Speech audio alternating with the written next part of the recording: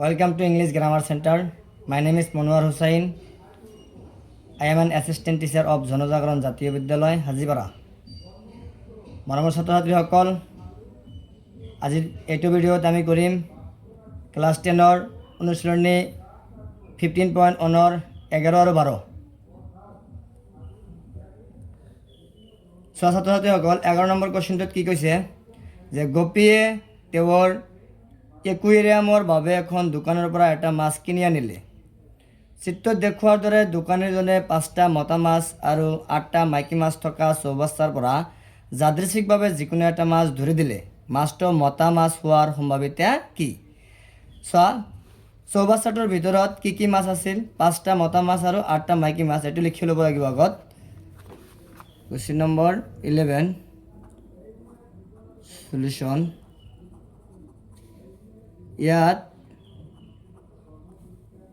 মতা মাছ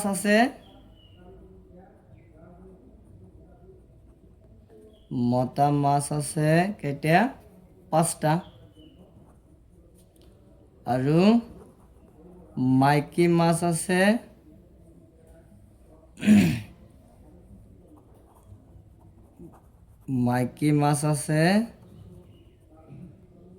কেইটা? 8টা। এতেকে মোট মাছ কেইটা আছে চৌবাচ্চাটাত? 2টা প্লাস হ'ব।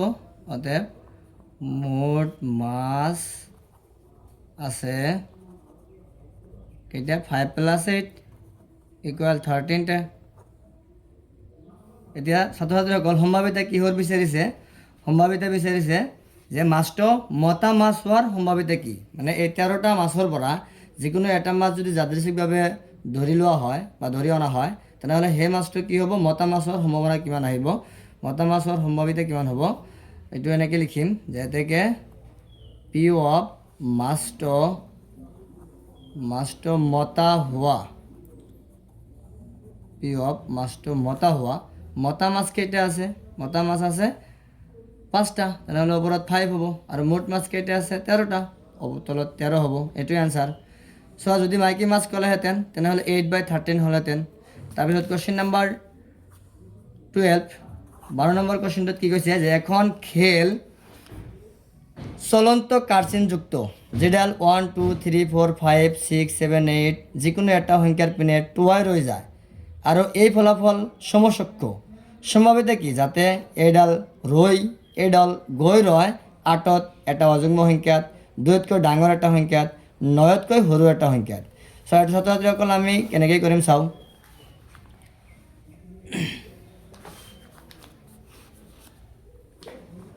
ইয়াত কাৰ্চিনডালে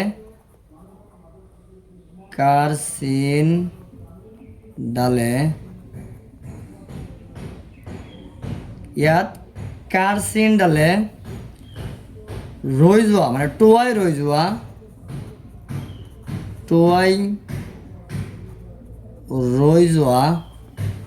কাৰ্চিনডালে টুৱাই ৰৈ যোৱা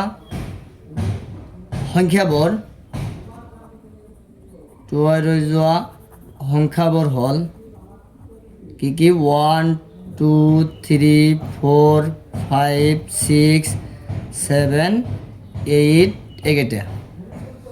ইয়াত মুঠ সংখ্যা আছে কেইটা? গতিকে টুৱাই ৰৈ যোৱা মুঠ সংখ্যা আছে কেইটা? মুঠ সংখ্যা আছে কেইটা? 8টা। 1 2 3 4 5 6 7 8, 8টা। গতিকে 1 নম্বৰ কাৰ্চিনডাল 8ত ৰৈ যোৱাৰ সম্ভাৱিতা কেনেকুৱা হ'ব? চাবা, এই ফলাফলকেইটাৰ ভিতৰত 8 কেইটা আছে? 8 এটা আছে। এতেকে 1 নম্বৰত কি কৈছে আমি সেইটো লিখি ল'ম যে 8 আছে কেইটা? এটা। 8 এটা আছে। এতেকে পি অফ 8ত আমি এনেকৈ লিখি থ'ম ডাইৰেক্টলি, যিহেতু ওপৰত কৈ দিছে কুৱেশ্যন যে সম্ভাৱিতা কি? যাতে এইডাল গৈ ৰয়, মানে কাৰ্চিনডাল 8ত গৈ ৰৈ যোৱাৰ সম্ভাৱিতা, মানে 8ত ৰৈ যোৱাৰ সম্ভাৱিতাটো কি হ'ব? = 8 কেইটা আছে? এটা। ওপৰত 1 হ'ব। আৰু টোটেল কিমান আছে? মুঠ সংখ্যা আছে 8টা, তেনেহ'লে তলত 8 হ'ব। তাৰপিছত 2 নম্বৰত কি কৈছে? 2 নম্বৰত কৈছে যে এটা অযুগ্ম সংখ্যা চোৱা ছাত্ৰ ছাত্ৰীসকল এই সংখ্যা কেইটাৰ ভিতৰত অযুগ্ম সংখ্যা কেইটা আছে এইটো আগত লিখি ল'ব লাগিব যে অযুগ্ম সংখ্যা কেইটা আছে এইটো লিখিম আগত যে অযুগ্ম সংখ্যা আছে কেইটা অযুগ্ম কেইটা আছে এটা দুটা তিনিটা চাৰিটা অযুগ্ম সংখ্যা আছে চাৰিটা এনেকৈ লিখিম এতেকে পি অফ এটা অযুগ্ম সংখ্যা এটা অযুগ্ম সংখ্যাত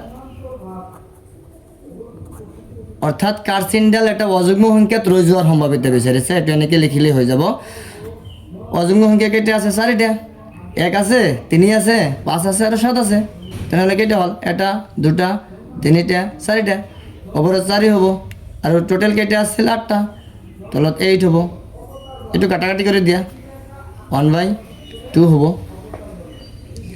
তাৰপিছত 3 নম্বৰত কি কৈছে যে 2তকৈ ডাঙৰ এটা সংখ্যা সব ফলাফল কেইটাত 2তকৈ ডাঙৰ কেইটা সংখ্যা আছে 1 2 3 4 5 6 8টা আছে টোটেল 2তকৈ ডাঙৰ কেইটা আছে 6টা এটা লিখি ল'ব লাগিব আগত যে 2তকৈ ডাঙৰ সংখ্যা আছে যে 2তকৈ ডাঙৰ সংখ্যা আছে 2তকৈ ডাঙৰ সংখ্যা আছে কেইটা 6টা ওপৰত 6 হ'ব এতেকে পি অফ 2তকৈ ডাঙৰ এটা সংখ্যাত 2তকৈ ডাঙৰ এটা সংখ্যাত ইকুয়াল 2তকৈ ডাঙৰ সংখ্যা কেইটা আছে 6টা ওপৰত 6 আৰু টোটেল সংখ্যা আছে 8টা তেনেহ'লে তলত 8 হ'ব এইটো কাটাকাটি কৰি দিয়া 2ৰে কাটিলে 6ক 3 হ'ব আৰু 8ক যদি 2ৰে কাটি দিওঁ 4 হ'ব এইটো 3/4 হ'ব তাৰপিছত 4 নম্বৰ কোৱেশ্চনটোত কি কৈছে যে 9তকৈ সৰু এটা সংখ্যা 9তকৈ সৰু সংখ্যা কেইটা আছে ইয়াত গোটেইকেইটা 9তকৈ সৰু তেনেহ'লে 9তকৈ সৰু সংখ্যা কেইটা আছে 8টা এইটো লিখি ল'ম আগত যে 9তকৈ সৰু সংখ্যা আছে 9তকৈ সৰু সংখ্যা আছে 9তকৈ সৰু সংখ্যা আছে 8টা এতেকে পি অফ 9তকৈ সৰু এটা সংখ্যাত এইটো লিখি ল'ব লাগিব 9তকৈ সৰু এটা সংখ্যাত 9তকৈ সৰু এটা সংখ্যাত ইকুয়াল 9তকৈ সৰু সংখ্যা কেইটা আছে 8টা ওপৰত 8 টোটেল কেইটা আছে 8 তলত 8 এইটো কাটাকাটি কৰিলে 1 হ'ব ছাত্ৰ ছাত্ৰীসকল আজিৰ ভিডিঅ'